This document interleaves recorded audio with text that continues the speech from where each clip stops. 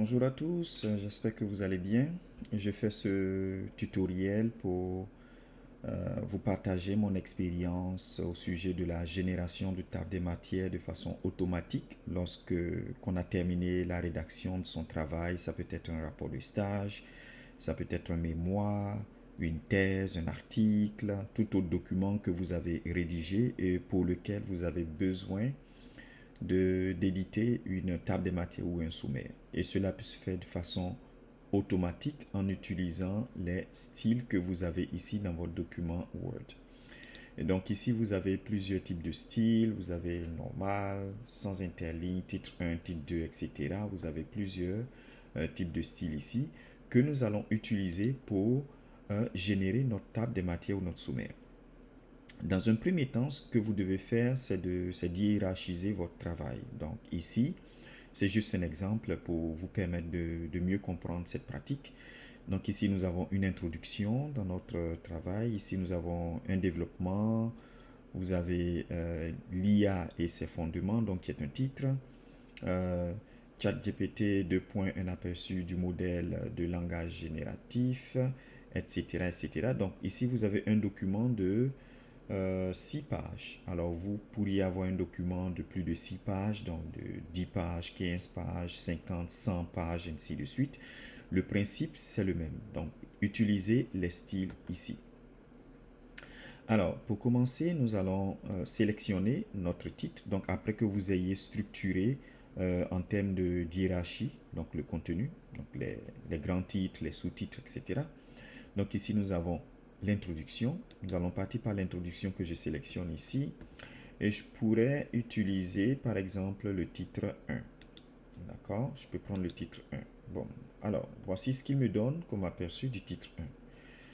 Je ne suis certainement pas d'accord de cette façon de présenter ce titre 1. Je n'aime pas trop la mise en forme. Je pourrais la modifier, je pourrais la changer. Donc, ce que je vais faire, je vais effacer la mise en forme ici. Donc, je reviens en arrière, je fasse la mise en forme ici et je peux utiliser ce volet-là. Là, je vous rappelle que je travaille sur un Mac. Donc, ici, je peux utiliser ce volet. Ailleurs, vous avez modifié les styles. Alors, ici, vous avez le volet style. Donc, je sélectionne là et je peux prendre toujours mon titre 1 ici. D'accord? Et le titre 1, vous avez juste la flèche à côté qui me dit modifier le style. Donc, je clique dans modifier le style ici et j'ai tout ce panneau qui me permet de donner un affichage, donc une mise en forme particulière à mon titre 1 ici. Alors donc ici, je veux que l'aperçu soit vraiment noir, donc comme tout le texte, je peux le mettre en automatique. Alors, je le garde en taille 16, oui, je vais le mettre en gras. Donc au fur et à mesure, vous voyez les modifications qui apparaissent ici dans l'aperçu. Alors, je veux le justifier, je veux qu'il est en interligne.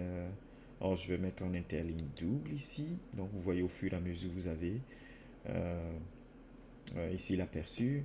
Et je veux le garder en Times New Roman, par exemple. Donc, je le garde en Times New Roman, etc. Vous avez toujours l'aperçu. Et ce que je vais faire, c'est simplement cocher cette case juste en dessous pour que ce contenu que j'apporte au titre 1 s'applique au modèle. Voilà, donc je l'ajoute au modèle du titre 1 dans ce document, mais pas dans tout mon logiciel Word, mais juste dans ce document. Et je vais faire OK. Alors, vous voyez bien que ce style s'est appliqué au grand titre introduction ici. Alors, dans la structuration de mon texte, introduction a la même hiérarchie que développement. Donc, simplement, ce que je fais, je peux copier la mise en forme et l'appliquer ici à développement. Je continue. Donc, développement, on voit bien que développement a le titre 1, tout comme introduction. Je vais continuer et je vais choisir la conclusion. Conclusion également, je copie la mise en forme parce que développement étant toujours sélectionné. Je copie la mise en forme de développement donc qui est au titre 1 et je l'applique à conclusion.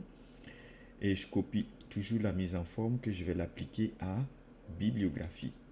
D'accord? Bien. Alors, une fois que j'ai terminé d'appliquer le titre 1 pour mes grands titres, je vais maintenant m'occuper des sous-titres ici. Alors, si développement est en titre 1, bien évidemment, le sous-titre qui arrive ne peut pas être en titre 1. Il sera par exemple en titre 2. Donc ici, je vais choisir, je sélectionne l'IA et ses fondements qui a la même valeur également que les autres sous-titres. Je vais choisir le titre 2 ici pour le sous-titre ici. Et comme je l'ai fait pour le titre 1, je pourrais modifier l'affichage du titre 2.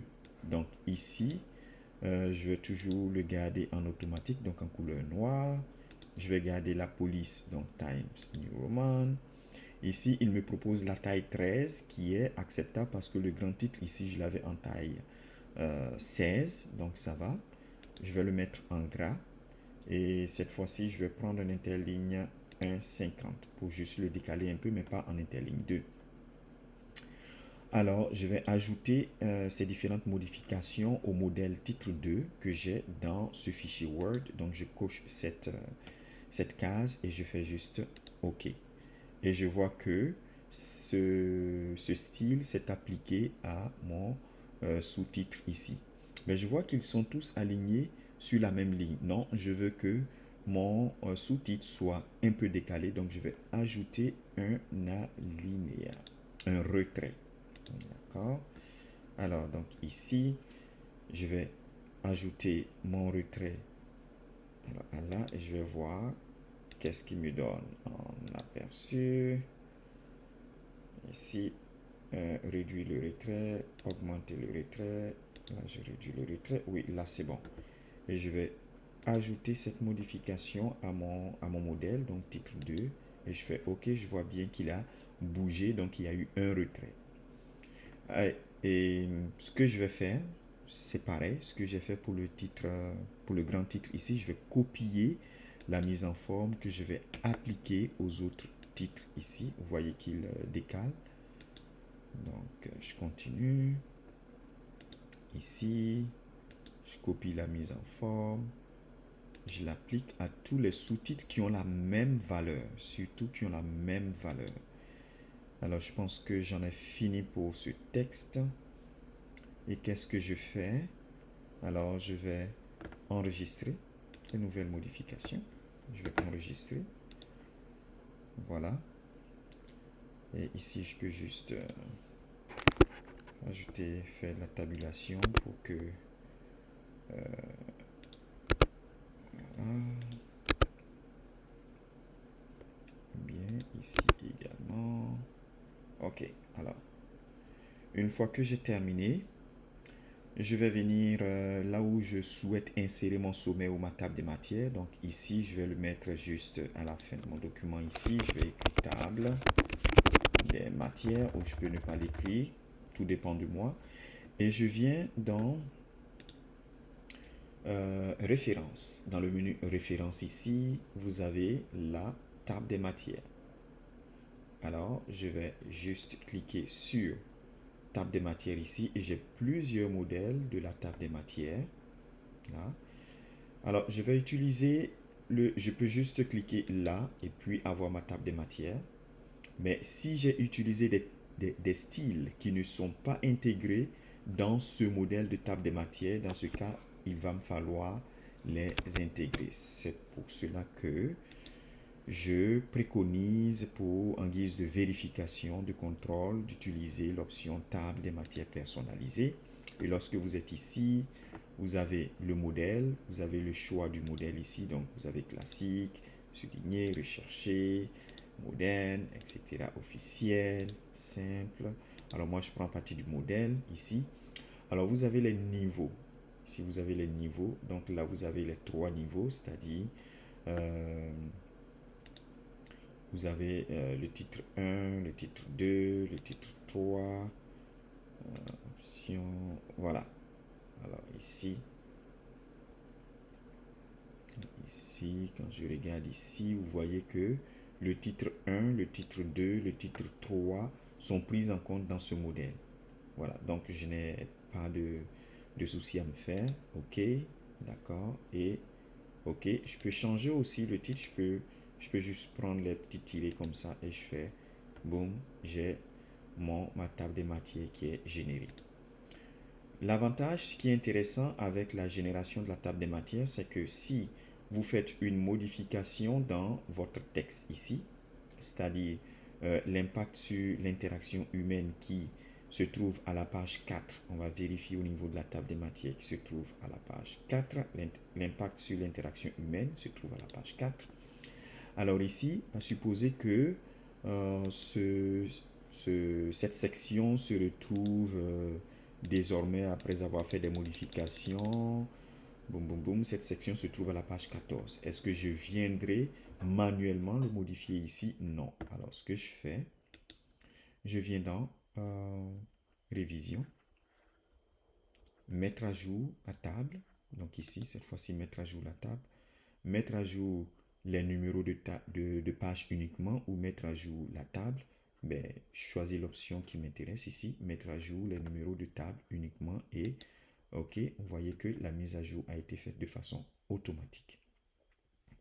Voilà, j'espère que cette petite vidéo vous aura servi, donc pourra vous aider, vous orienter, vous guider à l'élaboration ou la génération automatique de votre table des matières ou de votre sommaire, voilà, dans le cadre de la rédaction de votre travail.